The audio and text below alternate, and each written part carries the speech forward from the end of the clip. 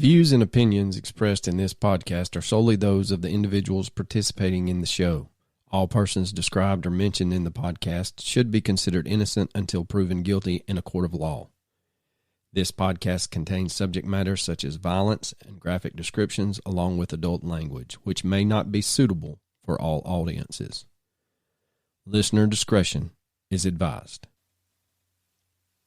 On the early morning hours of October 13th, 2018, in Chalfont, California, a 16-year-old girl leaves her residence on foot, leaving behind all her personal possessions. There are lots of speculations on why she left, but no one really knows the truth. To this day, she has not been found. You're listening to the Mysterious Brews podcast, and tonight we bring you the case of Karlie Gusé.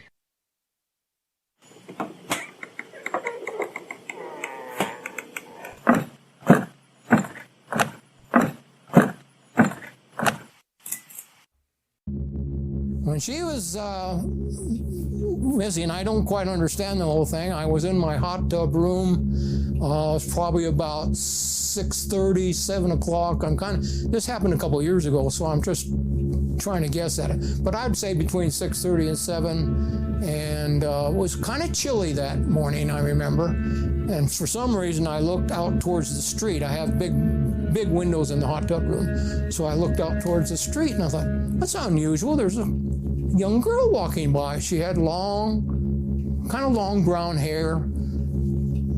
She had clothes on. She had a white, I can't even remember, but I think she had a white top and maybe gray bottoms or something. But she had clothes on, but it was kind of chilly, and I thought, that's kind of weird that she would be there. And she was waving a piece of paper, like a 12 by 12 piece of paper. She was just waving it in the air and walked by. Now, later that morning, I think it was about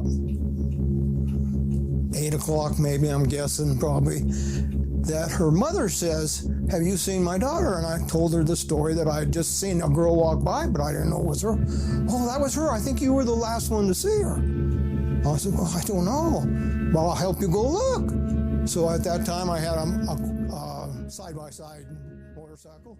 So I rode up. Welcome to a deep, dark, dank, moist basement somewhere in the bowels of Georgia.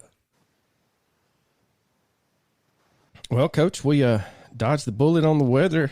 Our lovely people below Atlanta are just getting rocked every day by severe thunderstorms and power outages, and I'm glad it's them and not us. Yeah, for sure, man. I couldn't take a storm like we got the other day. That was rough. Yeah, I don't want no part of them swirling leaves you saw. I don't like it when the leaves swirl. We have had a little bit of new traction in the Rebecca Gould case. We had the family-run Facebook page reach out and ask us to join. Really? Which is a little ironic, but... Well, I'm sure it's not ran by... Wait, no, that wasn't that case. So we... that was a different Arkansas case where we got the hate mail. Yeah, it was. Well, I personally got the hate mail. We had... I still feel bad about that. I didn't... I know what it sounded like, but I meant it as a compliment. Right. She was a very confident young lady. Yeah. Way above her, or way before her time. Yeah. So, but anyway, on our Valiant Thor episode, our fan Natalie Walker said, I bet if Valiant had offered to extend the United States car warranty, they would have accepted his offer. I didn't know what she had said, but I was going to say, I was going to pipe in and try to be funny, but I'm glad I didn't step on her joke. Yeah, that's pretty good, Miss Walker. That was pretty good. I will say that. All right. So if you are not a patron, become one. Yes. Above the $1 tier. If we can get 1 million fans to give us $1 each. Donate $1. I swear we'll make this the greatest podcast in the history of podcasts. We will kick Joe Rogan's ass on the charts. Yep. Well, we do not have any breaking news on the Patreon front. If you are a patron, we have released a couple of little nuggets on there for you. Did you already release that one? Yes, to the patrons I did. The Nevada UFO, we touched on it. So that's a Patreon episode. So if you are interested in our take on that, let us just take a few dollars of your hard-earned money each month, and you can have access to that gem. But anyway, let's get into this one. We've got the case of Karlie Gusé. Now, Karlie was born on May 13th, 2002 to Zachary and Lindsay Gusé. Karlie's parents would divorce when she was 2 years old, and Karlie went to live with her mom, Lindsay. Eventually, Karlie would move in with her father, Zachary, and his new wife, Melissa, in Bishop, California. Karlie was your typical teenager in her junior year of high school at Bishop Union High. She liked to dance, hang out with her friends, along with hanging out with her 17-year-old boyfriend. Which, I don't know why they made a big deal of him being 17. If she's a junior, she's either late in her 16th year or about to turn 17. But anyway. She even had a part-time job that she enjoyed going to. Now, despite the distance between her and her mom, their relationship was a good one, even though her mom, Lindsay, was living in Nevada at the time. And mom stated, quote, "We were always really, really open with each other. We were literally best friends. She could talk to me about anything.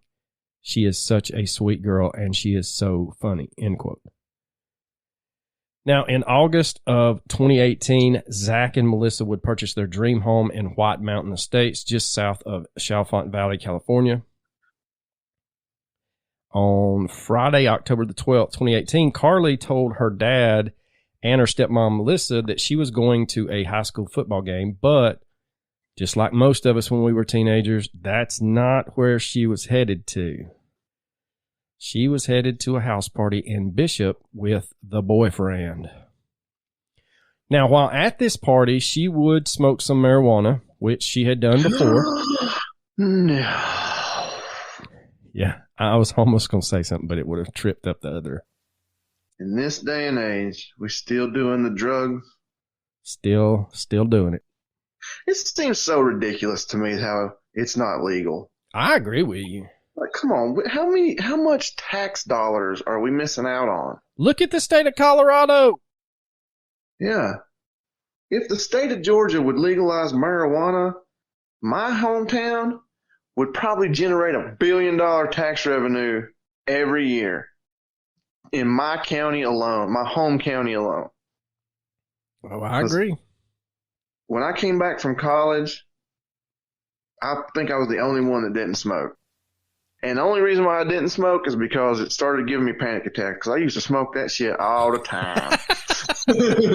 Don't think I would never smoke. Like, no, I used to smoke that shit every day. Well, and what's funny is I know another guy that smoked forever, and he said after the birth of his son, he started having anxiety attacks with his. So he had to stop that's what smoking. I'm saying. Yeah, like, just out of nowhere. That's what he said. I'm just chilling one day with friends, and I'm toking up, and everybody's having a good time, and all of a sudden I'm like, I need to go to the hospital. I'm having a heart attack. And they're like, "Sir, you're not having a heart attack. Have you done any drugs?" And I was like, "No." Like, I mean, yes. And they're like, "Well, we don't have any explanation for that." And I'm like, "I don't know either." And then the next night, like a fucking idiot, You tried it again. "Hey, man, you guys want to get high? Hospital again." I was like, "Okay, I think I found the connection." And I had to stop. I miss it.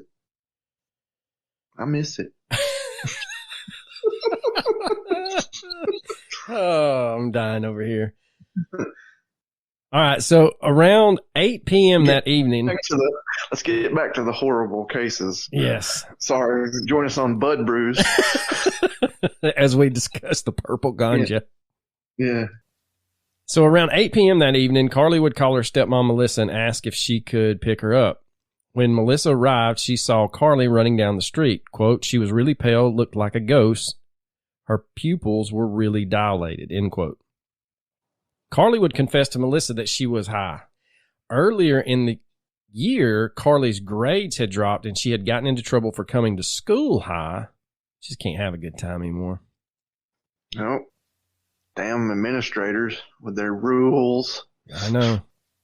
So Zach and Melissa articulated very precisely to Karlie that she had to get her act together, and it had appeared she did, because her grades had started to improve and she was doing much, much better. So when Melissa gets Karlie home, Zach can tell right away that Karlie was not right. This was around 9 p.m., and Zach would state, quote, she was scared of something. I was trying to talk to her. To me, it sounds like she got a hold of some wet weed. Like somebody tainted that stuff. If you don't know what wet weed is, that's when somebody adds something that ain't supposed to go in it. Most commonly, it's like an insecticide or something like that, or sometimes even formaldehyde, to make your product seem a little stronger than it is so you can charge a little more. And it ain't right. In the Jennings 8, that was the big deal with one of those suspects that they accused him of dipping his weed in formaldehyde. But what happens next is up for debate. You've got two versions. Version 1 was told to Dateline, and it goes as follows. When Melissa and Karlie got home, they ate dinner together, and then Karlie went to bed. Zach tells Dateline that before she went to bed, Karlie seemed disoriented. He refused to comment further on the matter. At 5:45 a.m. the next morning, Melissa awoke and went through her usual morning routines. She opened the doors to the kids' room and said good morning to them. She opened Karlie's bedroom, and she saw Karlie asleep in the bed. Melissa went back to bed for a bit, woke up again around 7 a.m., and opened Karlie's door again. Karlie was not there. Quote, I went back into our bedroom, and I said to Zach, honey, she's not here. And he said, what do you mean she's not here? Melissa tells Dateline, quote, I said she's gone. She's not in her room. She's not outside. She's not in the backyard. She's not anywhere. End quote.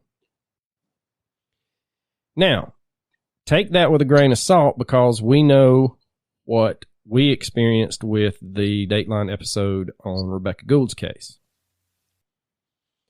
There is a Dr. Phil episode that is out there on the YouTube. You can watch the entire thing, where they interview Melissa and Zach along with Karlie's mom, Lindsay. And it gets a little heated. Now, the second version of what happened goes like this. Melissa picks Karlie up, and they return home around 9 p.m. Melissa changed her story and said that when Karlie went to bed, she asked Melissa to stay with her. But Karlie was restless and could not sleep. Quote, she wanted to paint toenails. She wanted to read the Bible. End quote. Melissa then recorded their conversation on her phone. She claimed it was so that she could replay it for Karlie as a way of teaching her a lesson about drug use. The recording was 8 minutes long. Now, one report said that audio was actually 23 minutes long and that Lindsay only listened to 8 minutes of it. In this recording, you can hear Karlie say, quote, I really messed up today. And Melissa responds with, quote, we all do things in life that we regret, drugs especially, end quote. Karlie tells her thank you and that she loves her. Melissa then tries to give Karlie a salad and a power bar, to which Karlie just screams out, this is the devil's lettuce, end quote. Of course it is. Yeah. You've got a hold of some devil's lettuce. You know what's weird about it now? I don't know because I don't do it, but man, like back when I did it, it was natural, homegrown, from the earth, dirt weed. They got stuff now that will just knock you on your ass. Like no bull. We went to Las Vegas for the Jiu-Jitsu World Championships, and a bunch of us went into one of the dispensaries, which was amazing. It made me very jealous that I couldn't do it. But my wife at the time, she decided to try it. And she was like, well, I'll just get an edible. And she picked out a Rice Krispie treat. And I'm not lying. The guy looked at her and he's like, do you smoke a lot? Do you do a lot of... And she's like, oh, no, not at all. And it's the funniest statement I ever heard. He said, whatever you do not eat this entire Rice Krispie treat at one time. I was like, holy shit. Damn. He's like, what? He goes, I would recommend, since you don't do it a lot, maybe eat a fourth of it to start. And I'm like, a fourth of a Rice Krispie treat has enough shit in it to... He's like, it will put you on your ass. Now, I know that Moonwalker gummies that we tried to promote for a while, it had Delta 8, and it will make you melt into the bed. But there is now Delta 9, and they say that shit's even stronger. So, yes, you have to be careful. Yeah. Now, after the devil's lettuce exclamation, Melissa then tried to get Karlie to go to sleep, but Karlie said, quote, no, I don't want to go to sleep. You're going to kill me, end quote. Why would I kill you? That's preposterous, Melissa said. Quote, I'm just thinking all this demonic stuff, Karlie says while crying. I can't help it. So Melissa would fall asleep in the early hours of October 13th, 2018, while lying beside Karlie in Karlie's bed. At 5:45 a.m., Melissa woke up, looked over at Karlie, and fell back asleep. When Melissa woke up again around 7:15 or 7:30, Karlie was gone. Melissa later admitted on the Dr. Phil show in March of 2019 that she had lied to Dateline. Quote, no, the Dateline NBC, yeah, that was a false story because I wasn't. It was a lie about checking in on Karlie because it was in the beginning and I didn't know what to say and I should have never even done the interview, end quote. I don't get it. I don't either. If you're worried about what to say, then just say no comment and then get a family spokesperson. But anyway, so the search begins because when they can't find her around the house and they took to the streets, they drove around for 2 hours. And then finally, Zach calls her mom, Karlie's mom in Nevada. And this is another odd thing. Lindsay, her mom, has to insist that Zach call 911 and report her missing. I don't know why. If you can't find her within an hour, if I can't find my son within an hour, I'm calling 911. So sometime during the afternoon hours of October 13th, 2018, Mono County Sheriff's Office launched a search and rescue operation for Karlie. They used helicopters, multiple helicopters, 6 sets of tracking dogs, and about 60 search and rescue volunteers. Golly, and they didn't find anything? No. Not even a trace, a scent? Not that I could find. I mean, you'd think if they did tracking dogs, they would start right where she walked out of the house. Yeah. From what I could find in my research, they didn't say that they caught a scent or anything because it would almost lead you to believe if they could catch her scent and it just disappeared somewhere, then she'd gotten into a vehicle. But I couldn't find anything. So you've got 3 witnesses who come forward that live in the White Mountain Estates community where the Gusés live. And they state that they had seen a girl matching Karlie's description.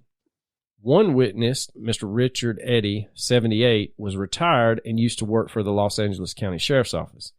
And he actually lives just down the street from the Gusés. Now, Richard stated that on October 13th, he was relaxing in his hot tub while drinking coffee. His hot tub is actually in an enclosed room in his house facing the street. So sometime between 6:30 a.m. and 6:45 a.m., he states that he saw a tall, slender female with long hair walk by. Quote, she was looking up, looking around at the sky, end quote. Oh, wow. Yeah.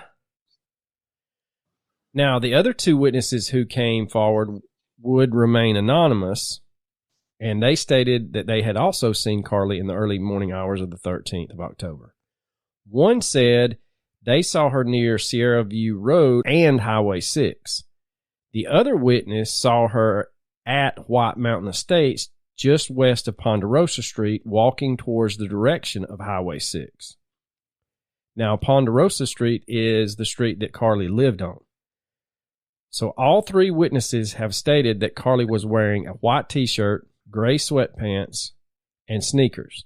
The temperature that morning was in the low 40s, but none of the three report that she had a jacket on. When she left her cell phone, glasses, and other personal belongings at home. So the Mono County Sheriff's investigation into Karlie's disappearance had little to no evidence to go on. There were no physical or digital clues of where Karlie had gone. They had zero evidence of foul play or abduction. And the Gusé's home showed no signs of forced entry. However, the front door was left slightly open or ajar. A week after Karlie's disappearance, the department would set up a checkpoint along Highway 6. Authorities would state that approximately 50 people had come through the checkpoint that day, but no one recalled seeing anyone matching Karlie's description. Detectives would issue warrants for Karlie's social media accounts as well as her electronic devices. After the data dumps, the detectives were at a loss because there was zero evidence of anything that would point them to where Karlie had gone. The sheriff's office would conclude that Karlie walked to Highway 6 a distance of less than a mile because of the witness statements. What happened after that is anyone's guess.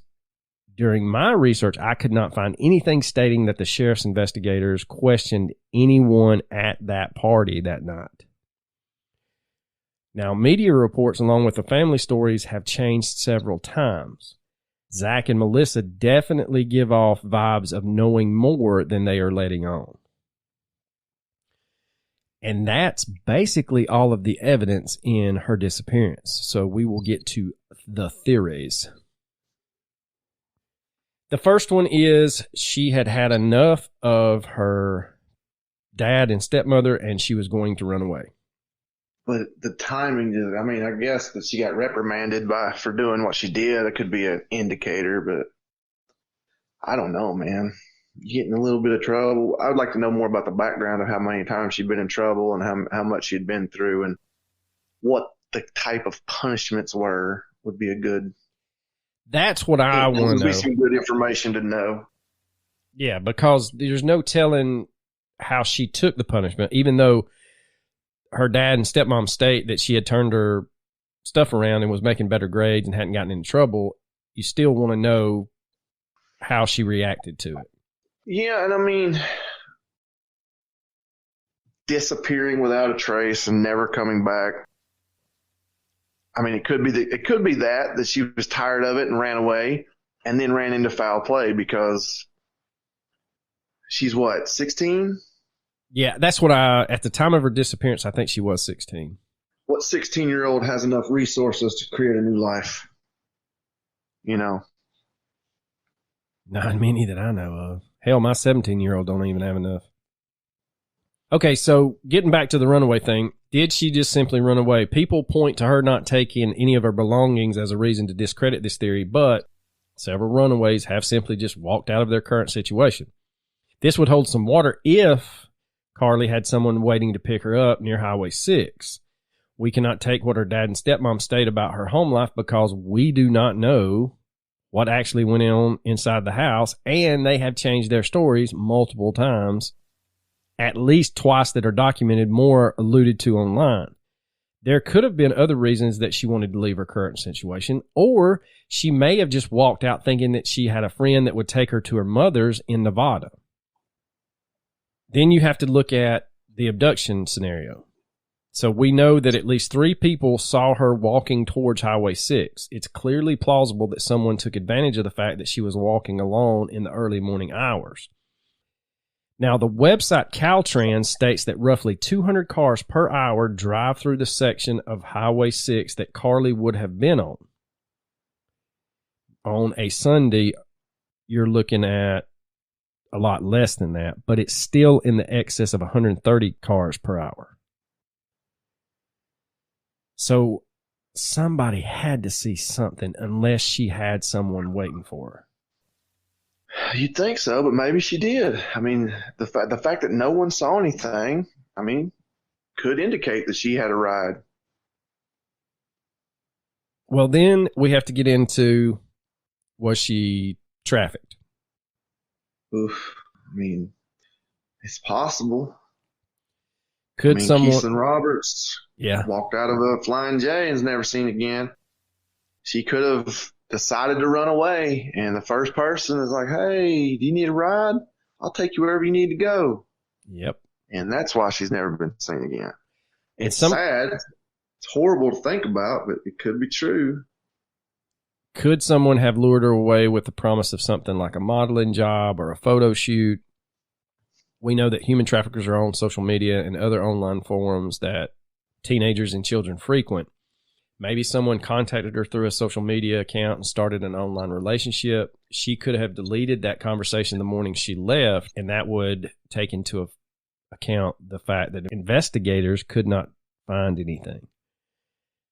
Now, Karlie was paranoid and scared the night before, so maybe she actually had no reason to be. Was Karlie exhibiting signs of being groomed? That's another thing that we won't know. Well, I don't know. It's a good question. Was Karlie on something stronger than the marijuana? Going to Coach's theory that she was given some wet marijuana, her mom, Lindsay, thinks that she was given something that was laced, and she believes that something was LSD.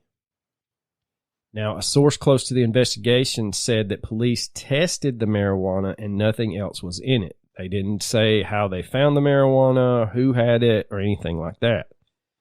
However, Karlie's boyfriend swore what Karlie took that night was just marijuana. He said on the night of the party, she had not smoked in a while, and maybe it might have triggered something. He also said Karlie was simply not feeling well, and that she was scared of him and scared of the music that was playing that night. Something could have happened at the party. Someone could have said something or done something that scared the shit out of her, and due to the effects of that marijuana. Is there any indication, not indication, but is there any evidence that they interviewed? Not evidence, golly, is there any reports of them interviewing people at the party? You would think that they would, talk to people. The girl just disappeared. What happened at the party? Exactly. That's my biggest hang up on this case. Maybe, so let's just say she had smoked some wet marijuana. Maybe she sees something. Maybe somebody says something that triggers her. Maybe she starts having a panic attack. And then her fight or flight response kicks in. Maybe someone approached her at this party that said something inappropriate and she was trying to get away from them. Maybe someone who thought she would tell the police about what had happened or what she saw as she started walking down the road just grabbed her. Yeah, it's also, if something happened at the party, even if they didn't interview, you would think, okay, this girl disappeared after this party. I remember seeing it. You think maybe somebody would have stepped up and said something. Yeah. That's kind of strange too. And that's what I was about to say. It's extremely odd to me that a 16-year-old teenager can disappear and her friends from the party that previous night cannot point out anything strange or suspicious in her behavior, but her stepmom says she was so paranoid she had tried to attack her when she got in the car. Unless we have a case of spontaneous kidnapping and it wasn't premeditated at all, someone at that party knows something and they think that it's just unimportant. And that's where I agree with you. They should have went to that party and went to the boyfriend and started getting names. Who was at the party? Where was the house? Who owns the house? Go to that person. And then chase all of them down. But as far as I could find, they didn't do that. The next theory is the family has something to do with it. And this is not my personal opinion, but this is a lot of threads on Reddit and Web Sleuths point the finger towards the family. We're just giving you the information. So on the surface, Zach and Melissa's behavior is extremely odd and disturbing. You cannot just gloss over the fact that Melissa lied and changed her story. In several live Facebook videos regarding Karlie's disappearance, Melissa appears nervous and out of breath like she had just run sprints or ran a marathon. Odd, but still not proof of her involvement in Karlie's disappearance. The Dateline lie is the strangest because it just does not make sense. Her excuse is, quote, "I did not know what to say." Well, here's an idea. Maybe just tell the fucking truth. If you don't know what to say, don't say nothing at all. Or, like I said earlier, find a spokesperson that says the family is not talking to the media. Now, if you discount the Dateline lie, you still have Melissa changing her story several times. In version 2 of what we discussed earlier, there is no mention of them watching a movie. However, Melissa has said that the two had watched a movie. Also in version 2, she says in the morning she looked over at Karlie and then went back to sleep. When Melissa was on Crime Stories with Nancy Grace, she said that when she looked over at Karlie, Karlie was awake. If she was awake, then why not ask her how she felt? Are you feeling better? Are you okay? The old adage that when a person lies, they never remember the lie they told, but when a person tells the truth, their story never changes. This is truer than most people think. Now, a lot of shade has been thrown towards Zach and Melissa for not taking Karlie to the emergency room the previous evening. Should they have? Probably yes. However, we all know hindsight's 20/20. Does not change anything in this case, and dwelling on it really does not help solve the case. There are several posts on the interwebs that state that Zach had been drinking that night. Well, guess what? He's a grown-ass man. He can drink in his house. Now, I chalk all of these up to being rumors because there's no mention of anything that I could find except on these message boards. Then you have some false leads. In the years since she went missing, there have been a few reported sightings of Karlie in California and Nevada, but when investigated, they turned out to be false. Then in early 2021, a young woman with the username at I'm having so much fun with 2 N's began to post on TikTok as reported by No Filter. In the videos, this young lady danced to TikTok songs. Because she acted strangely in the videos, viewers speculated that she might be a kidnapped Karlie Gusé. They would ask her to do certain things like blink or touch her hair if she was in trouble, and she appeared to follow their instruction. She also seemed to make a hand signal representing domestic violence. Further, her and Karlie both had nose rings. However, the young woman had another account called @Chick-fil-A P-Brain and ultimately released a video saying that she was safe, in which she spoke with an heavy English accent. And she also went back and deleted the other videos and account.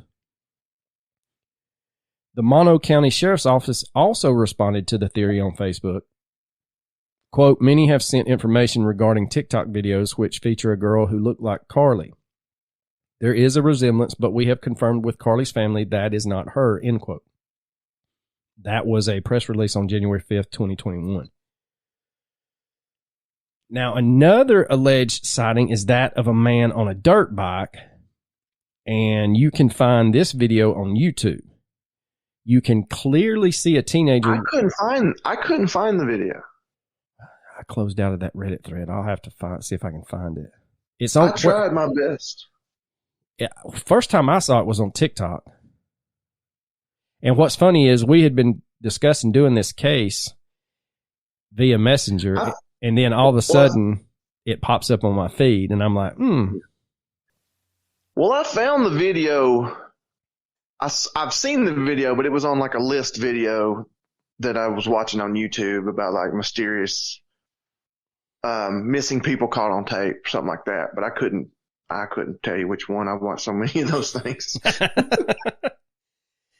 Now, you can clearly see in this video that we're talking about, a teenager is walking up a dry creek bed as this man is driving or riding his motorcycle. She appears to match Karlie's description, but authorities have stated that the girl in this video was not Karlie, and someone else has come forward anonymously stating that was them that day. Oh, really? I did not know that. Yeah, I saw that twice. So, in closing, it's easy for armchair detectives and us to sit back and judge Melissa's and Zach's and even Lindsay's actions, but people who have never experienced a missing child seem to know everything that somebody should do. They think they know what they would do in that situation, but the truth is you don't know shit until it happens. What you're going to do till it happens to you. It has to be the most horrific thing that I could ever imagine. I could not fathom going through this for months or years or even just days. Now, people who defend Melissa have accused Lindsay, the biological mom, of not getting out there to search for her daughter. Well, Lindsay, if you ever listen to this, fuck them. Because I can tell you this, there are 100 parents or more in your situation that have the thought of, quote, what if I leave and she comes here for help and I'm not home? Yeah, that's a great point. That's a great point. And plus, again, you don't know how you're going to react to traumatic events like this. Some people literally will shut down. Like, they don't know what to do. Like, there's so many things to do, and you don't know where to start, that you literally just shut down. I do that with chores. There's so much shit to do around the house. I'm just like, I don't know where to start. I'm just going to sit down. I'm just going to go take a nap. Yeah, I don't mean to make light, but I'm being serious. Like, you're probably so bombarded with things that you need to do, you could do, what do you do, how do you start, whatever, that you literally get overwhelmed and you shut down. Right. It happens. Now, you also have to keep in consideration or take into consideration that the media and Reddit and even web sleuths have a bunch of pretentious assholes on there. Of course. Lindsay is better off dealing with a spokesperson and strictly with the authorities if she has any questions. Now, even though Melissa lied to Dateline and changed her story, all that means is she's not 100% truthful, and she's probably pretty high on the suspect list. Until there's evidence pointing somewhere else, or they clear Melissa and Zach, you as a listener or someone in true crime pointing fingers and throwing shade at the step parents need to just take a step back. And people ask, why are we doing all these fucking cases? Because no one knows about a lot of these cases. Like Coach and I have said, there are a plethora of cases in our home state that we have not covered. And hell, we grew up here. The one we did up in North Georgia.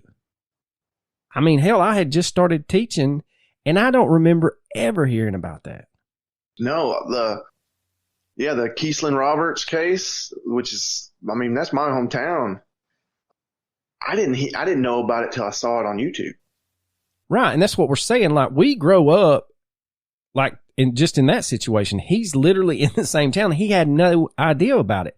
So the reason we cover these cases is to get public awareness out there. Maybe someone at that party who is now probably an adult and has a steady job, maybe hearing about this or reading an article about this will jog your memory about something you thought was just the most minute detail, and it might lead to something great. The other thing is, the more we talk about these cases, the more people will talk about it in circles that may get back to someone in the case. And that's why we do what we do. So when we release this, it will have passed.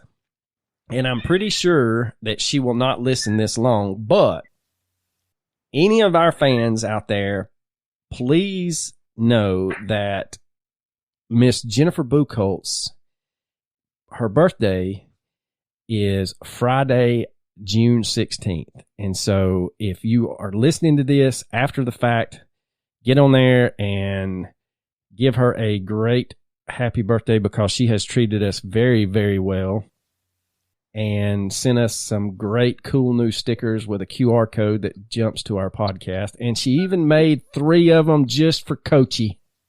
Yeah, well, I think we need to mass produce that one. That would be a bestseller, I think. It has our logo, the QR code, and in the middle it says, "We only listen because Coach."